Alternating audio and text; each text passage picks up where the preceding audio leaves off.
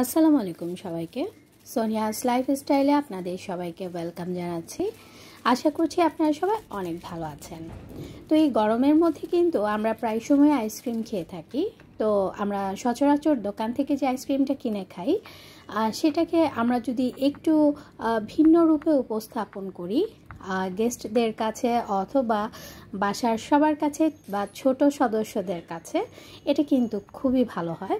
তা আমি ঠিক ওরকমই একটা রেসিপি আজ আপনাদের সাথে শেয়ার করতে যাচ্ছি। তো আমার ভিডিও শুরুতেই কিন্তু আপনারা দেখতে পেরেছেন আমি এখানে কিছুটা কাজু বাদাম এবং কিছুটা কাঠবাদাম কেটে নিয়েছি। আর এই যে কিটক্যাটগুলো এনেছিলাম, রওনাক আর আমি বাইরে গিয়েছিলাম তখন এটা নিয়ে এসেছিলাম। তো এখান থেকে একটা কিটক্যাটই আমি ইউজ করব, এর চেয়ে বেশি আমার প্রয়োজন হবে না এই আইসক্রিমটা একটু সুন্দর করে সাজানোর জন্য। তো এটার সাথে আমি আর যা অ্যাড করব সেটা হচ্ছে চকলেট সিরাপ। এই যে দেখতে পাচ্ছেন চকলেট সিরাপ এনেছি একটা, এখনও ওপেন করা হয়নি। এটা আসলে এত বড় একটা বোতল কিনে আনাটা আমার কাছে মানে কি বলবো, এটা ইউজ কিসে করব। তো রওনাক বলছে যে আনো, অনেক কিছু তৈরি করতে পারো তুমি, সো করবা।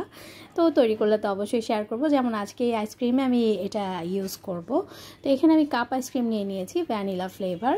তো আইসক্রিমটা ঢালার চেষ্টা এই ছোট হাফ প্লেটটার ওপর। তো আইসক্রিমটা এমনিতে তো পড়বে না, তো আমি একটু ছুরির সাহায্য নিয়ে আইসক্রিমটাকে বের করে নিচ্ছি। আপনারাও চাইলে এভাবে বাসায় ট্রাই করে দেখতে পারেন, এটা কিন্তু অসম্ভব মজার লাগে। এবং সামনে হয়তো বা আমি আইসক্রিম তৈরির রেসিপিটাও আপনাদের সাথে শেয়ার করব। আমি অনেক গরমের মধ্যে প্রায় সময় বাসায় আইসক্রিম তৈরি করে থাকি, প্রতি বছরই করি, এবছর যদিও এখনও করা হয়নি। তো প্রথমে আমি চকলেট সিরাপটা এখানে ওপর দিয়ে নিলাম। তারপর আমি দিয়ে দিচ্ছি এখানে কাজু বাদাম। আসলে বাদামটা আগে মানে দেওয়ার আগে আমার কিটক্যাটটা দিয়ে নেওয়া দরকার ছিল, যাই হোক ওকে আমি পরে অ্যাড করে দিচ্ছি।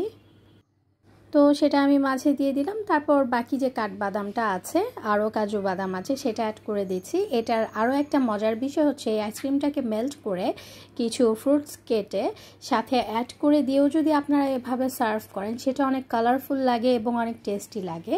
আমি আগে তৈরি করেছি এবং আমি শেয়ার করব আপনাদের সাথে আরও নতুন নতুন রেসিপি।